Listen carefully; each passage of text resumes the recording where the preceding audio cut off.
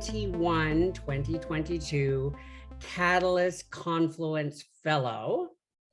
And this is a vlog that we're putting together to talk to BIPOC movers and shakers from the Edmonton area and maybe across Canada. And who knows, maybe even into Europe. I mean, wow. And I thought for our first vlog that I would love to have a conversation with the 2021 Confluence Fellow, Tia Ashley Kushniruk. Yes. Yay! I'm clapping. I'm the audience. Yay! Yay! Round of applause. Welcome, Tia. Thank you. Welcome. Welcome. Oh, it's so nice. Oh wow. The second time. Okay, so the first time we did this, we were online for an hour and a half. It was a bit too long. But it was so good though. Like I thought about stopping it and I thought, no, let's just keep going. I think back on that and I'm like, I said a lot of stuff which honestly should have been censored, but we're here now, and that's why take twos are important. So we're here. Let's do it. This is our moment. This is it. We have half an hour, so great. We are going to bust through this interview. So Tia, where do people know you from? Where have people seen your work? Give us a little bio on yourself. Sure. I'm from Edmonton. I grew up doing competition dance, and I started working for a theater company here by the name of Toy Guns Dance Theater. And then they were like, you need to go get some institution training. And I was like, who, me? So then I went to the School of Toronto Dance Theater for 3 years, which is a conservatory type program. And then I joined the company TDT, Toronto Dance Theater, after my 3 years there. And then I was let go of because I was the female intern and there was too many women in the company. And I was a lovely little checkmark box of cultural capital for them.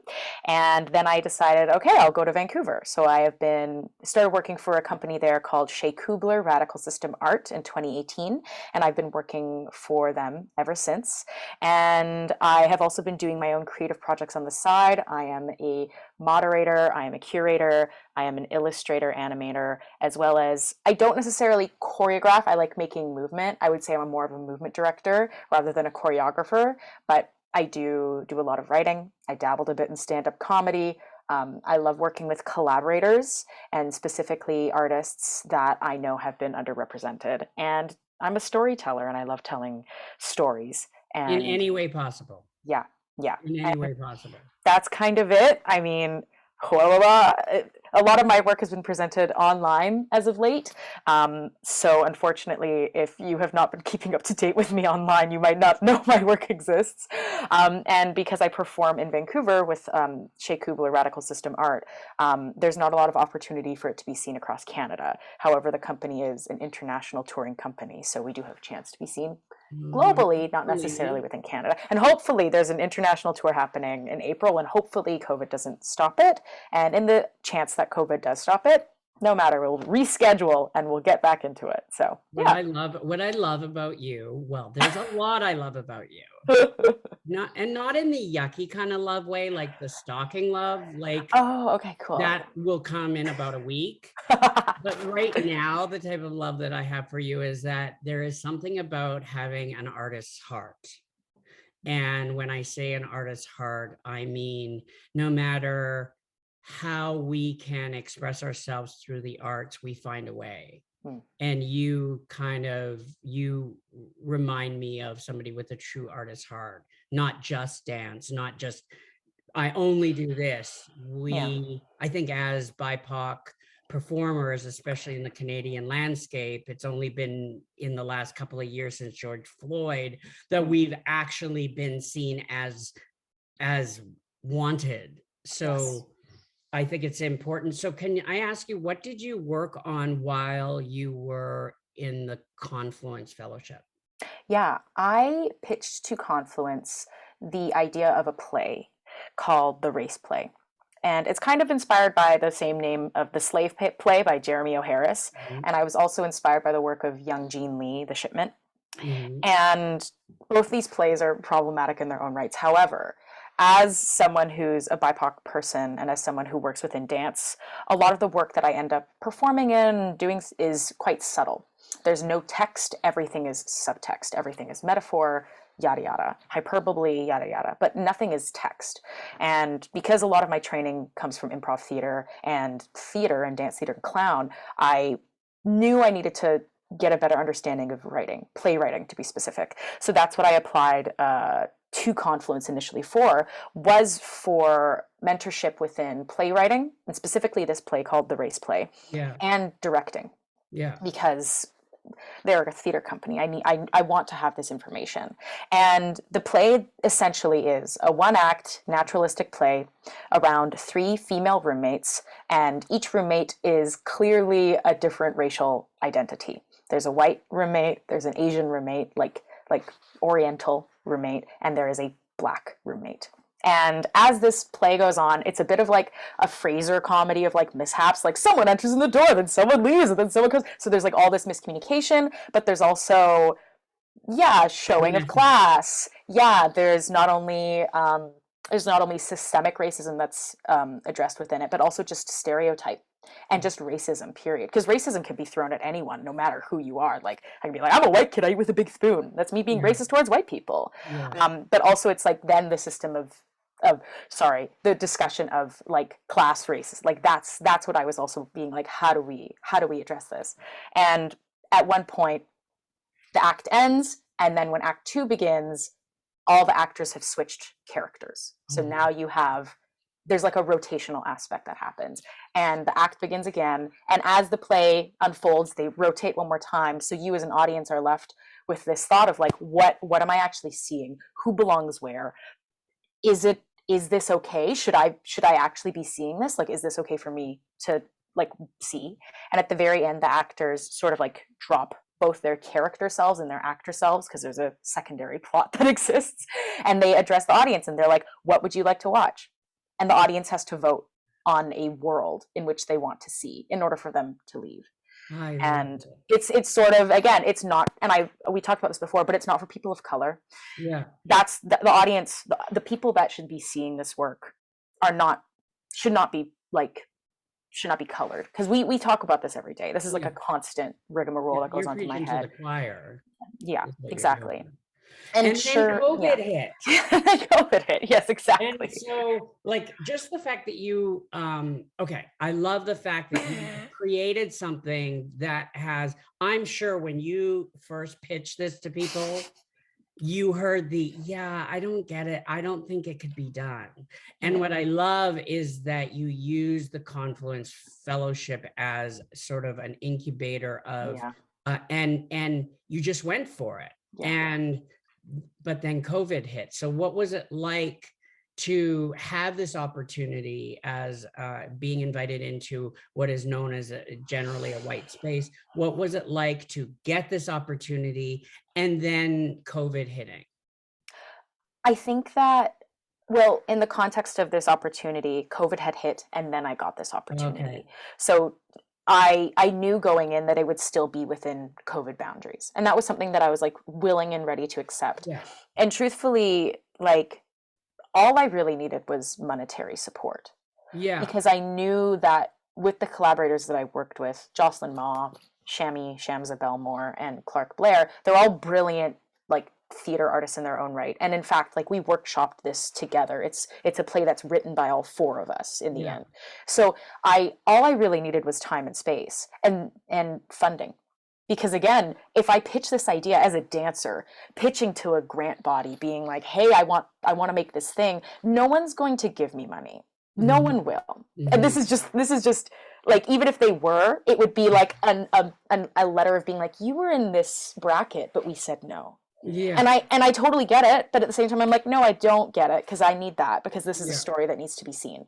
Yeah. So what Catalyst basically gave me was time and space and money, which is so dire. It's so hard to have access to any of these 3 things at once, let alone all together. Can you talk, sorry to interrupt, but can you talk a bit about why you said money, space, and time, right? Mm-hmm. Yeah. Can you tell me, as a BIPOC artist, why that's important. Like, can you put words to that for me? Yeah. I think if there's anything that's the best way to describe it, it's the survival versus like thriving sort of aspect. And as Mhm. artists, we're already constantly surviving. I Yeah. don't know a single artist who doesn't have 8 jobs on the side. Like I have a billion things going on at once. We don't have any security, nor do we have any sort of control over how long we're within things. There's a lot of people that are like, you're a temporary person, you're a temporary worker. Mhm. So to be able to have $20,000 just being like, here, take this. This is for you for whatever you want, because we are going to give you space and time to just exist. That Yeah. has never, ever happened in my 26 years of being alive on this planet, Yeah. let alone like in the many years that I've been a practicing artist. To have that sort of trust and security given to me as a Mhm. BIPOC artist is something that I've never felt ever Mhm. before. Yeah. Mhm. Wow. I can relate. I mean, Mm. that's the thing, is it's creating under, it's amazing what we can create, the stressors that we can create under, Yeah. right? Like, and it's almost like the stressors of life can either hinder you and stop you from creating, or they can be the thing is, I'm going to fit this in between my day job at Starbucks and my night job as a stripper. I Yeah. mean, if I could be a stripper, I would be a stripper, but nobody wants me to be a stripper. So I'm saying stripper. Oh Um, my God. You just wanted to say stripper. I get it. Me too. I just wanted to say the word stripper in this interview. So thank you for giving me that time and space. Say it again. And can you kind of speak to a little bit about your experience as a BIPOC Mhm. artist in the last couple of years? Like, okay, I think mainly what I'd like to know is how did George Floyd and how did that affect you? Like, you are obviously not Black, but Mhm. how did that affect you, and how did it affect the way people saw you in the Canadian landscape?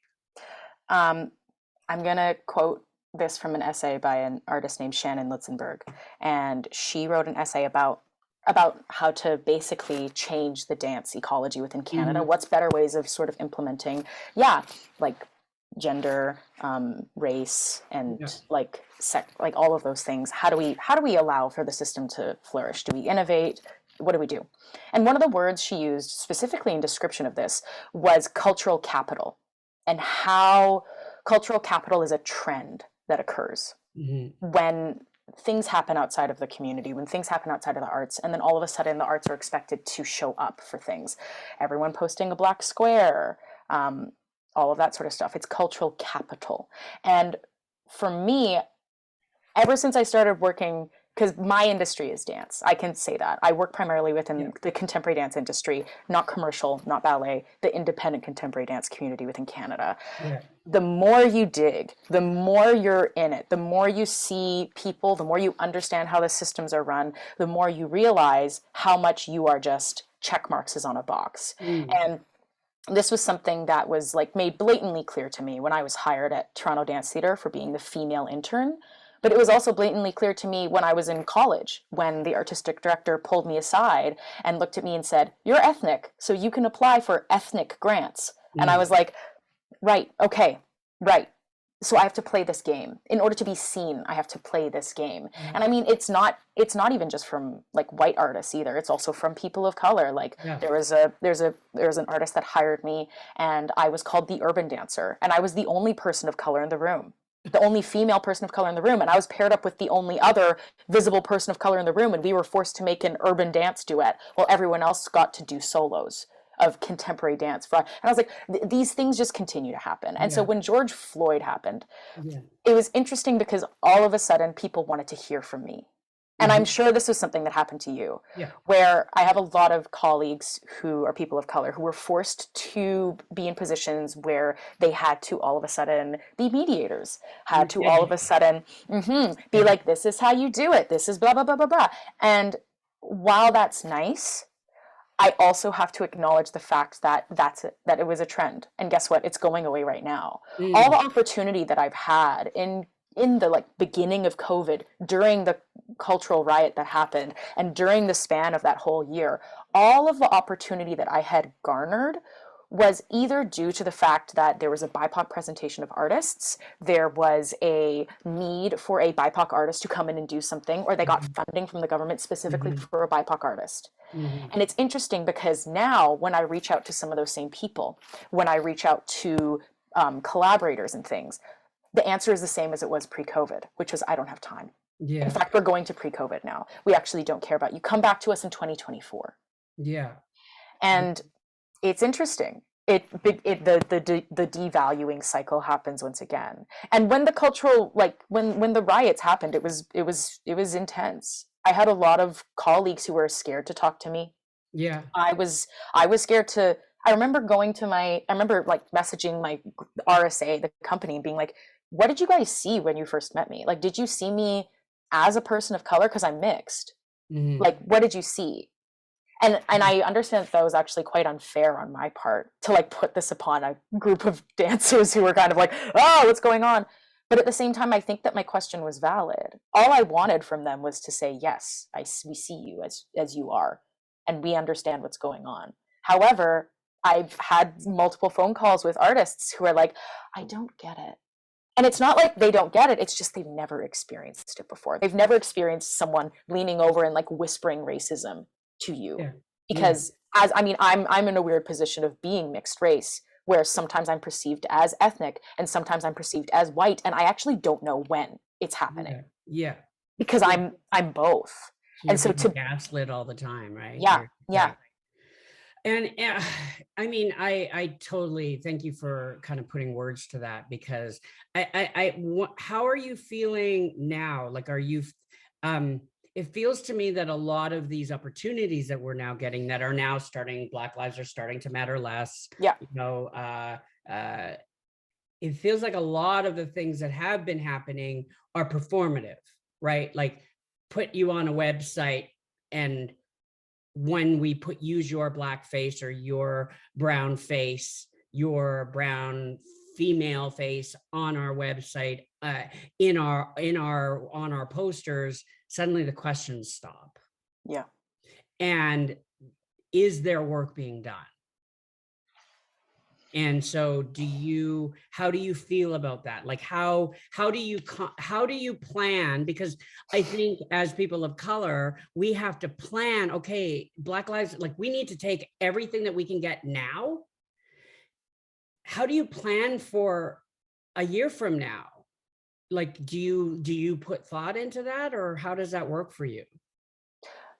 I'm so anxious and so depressed. Mm, I think, and, mm, and I mean, obviously, it's due to a multitude of factors, yeah. as I'm sure a lot of other people in the city. Like we all have our own shit. We all have our Yeah. own shit to deal with, and so I'm in a very interesting position where, for me, the best way for me to calm myself down is to Mhm, put work into something that's creative. I mhm, have 3 scripts right now for 3 works that were mhm. created during COVID that have yet to be presented, but have Yeah. all had residencies, which is Mhm. crazy. They've had live in person residencies. And now I'm being like, I need a technical residency from someone help, and no one's listening to me. Right. But at the same time, I'm like, that's fine. I'll just keep working on this because Yeah. it's important to me. Yeah. And like I've been very lucky to be able to have that mobility of being like, I don't actually need to be in a dance studio to still work. Yeah. And I think that's also something that is a driving force behind like a lot of artists right now, specifically within dance and within performing arts, is that our office space is completely closed. So Yeah. we actually can't do any practice of what we want to do. And it's damaging and it's awful, but at the same time it's like, well, what can you do then? Like what Yeah. is there to do? Yeah. I think also kind of circling back to sort of your mention about how right now people are kind of retracting all the sort of opportunity because Black lives are starting to matter less. Asian people have always been this model minority where it's like they'll just do whatever, which is really fascinating to me. And at the same time, I also have to question what it means when you put a figurehead that is a person of color at the top of an institution that doesn't have any other person of color within it. And Yeah. that's not saying that like there isn't oppression within the system Yeah. already and that there aren't oppressed people. But the thing is that when you put, say, for example, the new NAC director, theater director, when you put her at the head of it, what else are you doing within that institution to also support her? And this is something that we've discussed prior, which is BIPOC artists aren't given the same sort of support from the get-go, from the get-go of existence. Yeah. So when you are being asked to do something that's at the same level as like a white person, you don't have those No. skills. No. You've been wearing so many hats that when all of a sudden you've been put into this elevated position, you're like, I actually don't have any training. I don't actually know what I'm supposed to be And then doing. you I don't know. fail. And then you they fail, go, and then see, yeah, we exactly. tried it. We did Yeah. our best. Yeah. And this is something that continues to happen. It happens with anyone who's literally not a white cis man. Yeah. Like, Yeah. yeah, any deviation, if you are someone who is not a white cis man, guess what? You are oppressed. That is literally what it is. You have systemic oppression placed upon you, period. So how do you, because what I battle with a lot of the time is, how do I take the opportunities, but also not become a part of the problem? right. Like, how do we do that? How do you do that? Like, how do you make sure that you still have integrity? Like, but you have to feed yourself. So if somebody's giving you a hand, a lot of the times I feel as a brown person, I just have to take that hand, no matter how dirty or lecherous or abusive that person is. I feel like I have to take that hand because this opportunity may not come back to me again. So how do you, Tia, allow yourself, because you're somebody that probably doesn't take a lot of crap. So how do you keep on that sort of razor's edge of getting the money and feeding yourself and not selling out? It's moved so much. Yeah. When I started working as a dancer, I absolutely played into the game. Yeah. I would absolutely advertise that I was a person of color who was queer and a woman, because it would actually get me into the door, but it would also be the thing that would get me out of the door. Because one of those three things would actually be the reason that I would be forced to leave. It'd be like, actually, you're a woman, you don't belong here. Or actually, you're a person of color, you don't belong here. Or actually, you're queer and you actually don't, we don't need you now. And as I've again, moved through the years of being able to work with people and leave projects and also come into new projects, that's one of the things that being because I've since COVID happened, I've become a bit of an employer, which is really exciting. That's great. Because now I get to, through my own nepotism, unfortunately, but through nepotism, I get to hire artists that I've always wanted to work with. And the funny thing is that they're all almost always either a person of color, they're a woman, or they're queer, or they're all three, or they're two, or something. Like, it's fascinating to me because it just shows me that who I want to work for, who I want to work with, why I want to work with these people is because they're people. Yeah. Right. And it's because they have things that they want to say and things that they want to do. But when I'm working for someone, that's when you have to really, really take into account, why am I doing this thing? Like, why am I here? What's the exact reason that I'm here for? So that you can also remove some of yourself, because you can't just be there as your whole vulnerable self and take it, because you're going to actually kill yourself by doing that. Yeah. There's a bit of a Venn diagram that us dancers talk about, which I've kind of mentioned, but it's like, either you really like the work or you really like the money, or you really like the people, and you can only have two. You can never have all three. No. There's never a perfect all three. There's no kill. There's always, you can only have two.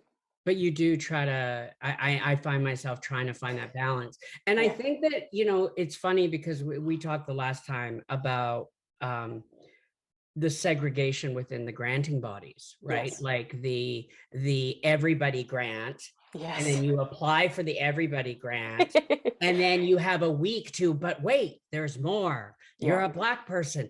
We strongly urge you to do this, but they don't just take your grant and move it to the next thing, especially if they say, there's nothing wrong here. It was a really good grant. It just wasn't top of the pile kind of thing. Instead, they give you a week to jump through that extra hoop. Like, that's the stuff that drives me. And this is the kind of thing that I always find myself feeling very surprised by. Like I'm quite naive, and like, has your naivete, like, I want to trust that what you're telling me is the truth. And so when I go into it going, okay, they're telling me that they're going to treat me well and that I'm equal and that I matter as much as the other guy. Yeah. And then I find out that that hoop that I have to jump through as a, like, how do you remain true to yourself in that? You can't. You Yeah. can't. And that's okay. But it's also, but it's no, but it is. It's okay. Yeah. It sucks and it's awful. Yeah. And at the same time, I'm also like, great. When I get to be someone who's in a position of power, Yeah. I'm going to make sure these hoops don't happen. Mm-hmm. And I think that that's something that not like this is such a selfish thing, but I want power. I want power. Yeah. I want to be able, I don't mind. I would love to give me the figurehead position. I'll do it. Give it to me. I would love it if there were more people of color just in these institutions, in these ensembles, in these organizations, because the fact that you're there is a deviation from normal. Yeah.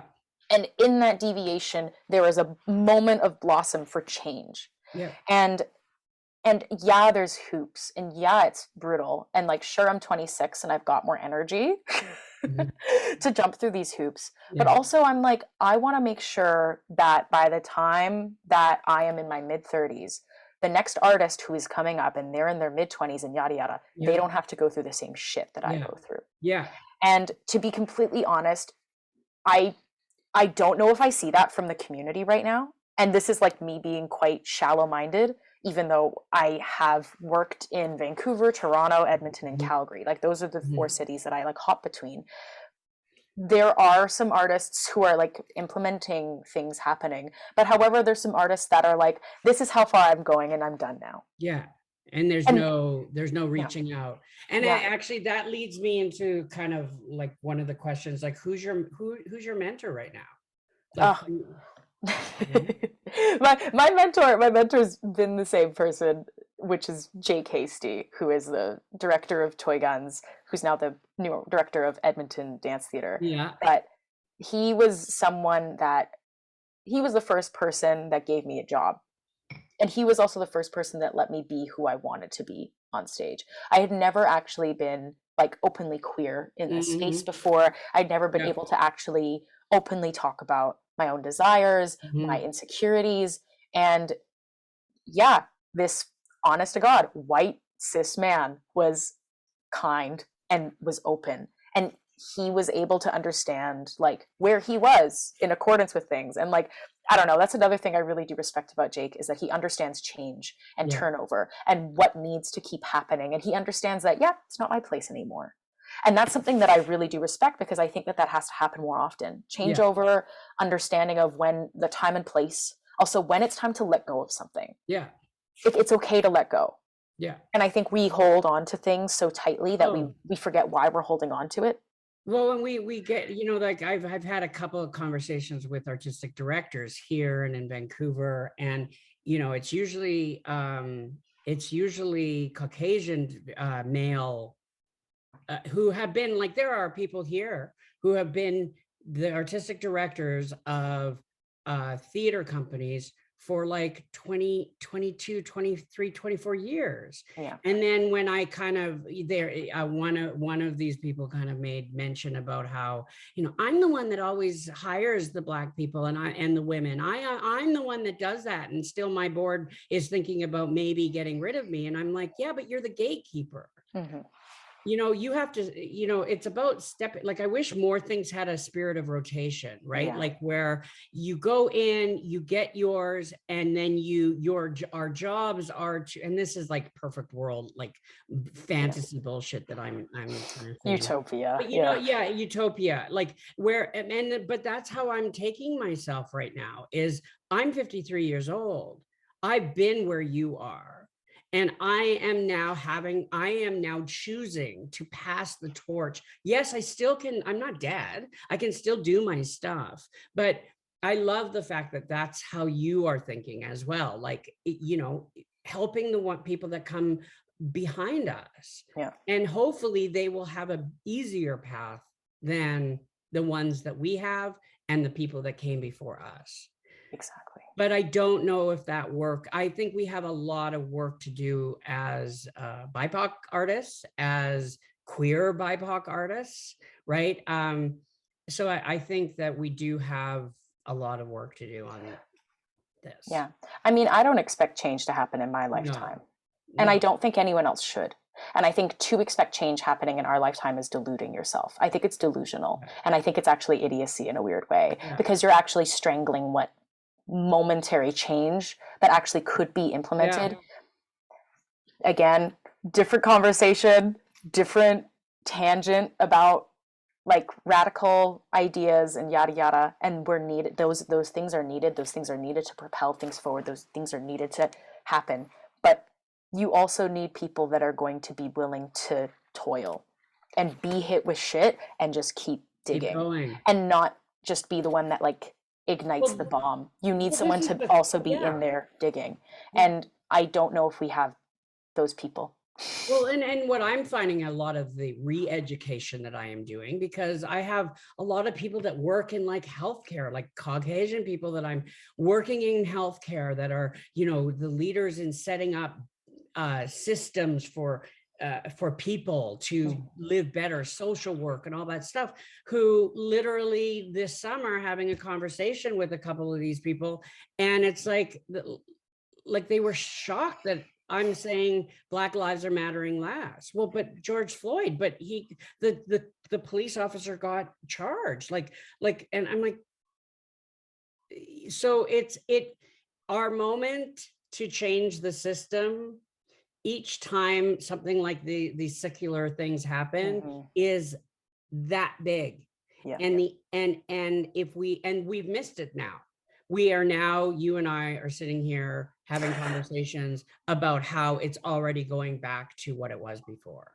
So we have just a couple of minutes left. Wonderful. On that happy note.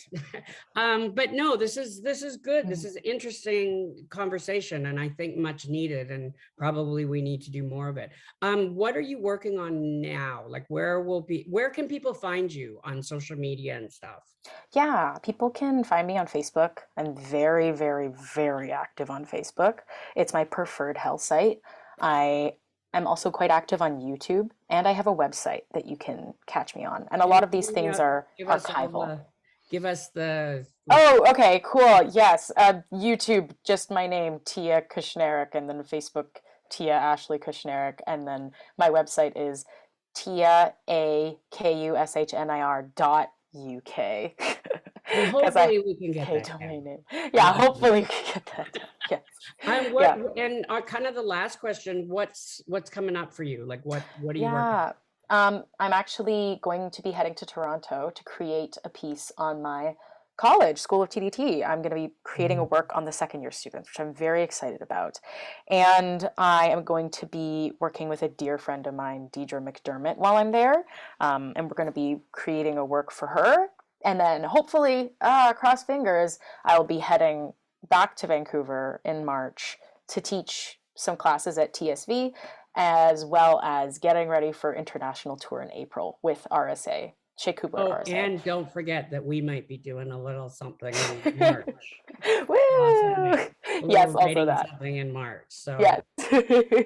Well, this has been, as always, a pleasure, and I love listening to you, and I love your ideas and the way you think, and I find you to be courageous you're so brave and dynamic to watch, like literally a firebrand. So for those of you who are not familiar with Tia's work, please get familiar. Get to know the BIPOC people, queer artists, BIPOC artists in your neighborhood, in your neighborhood, and, hire us, get us out there, give us a chance. And, we will work hard. Honestly, we will. So Tia. Thank you, Berend. We did it. I love it. And I'm going to press the stop record now.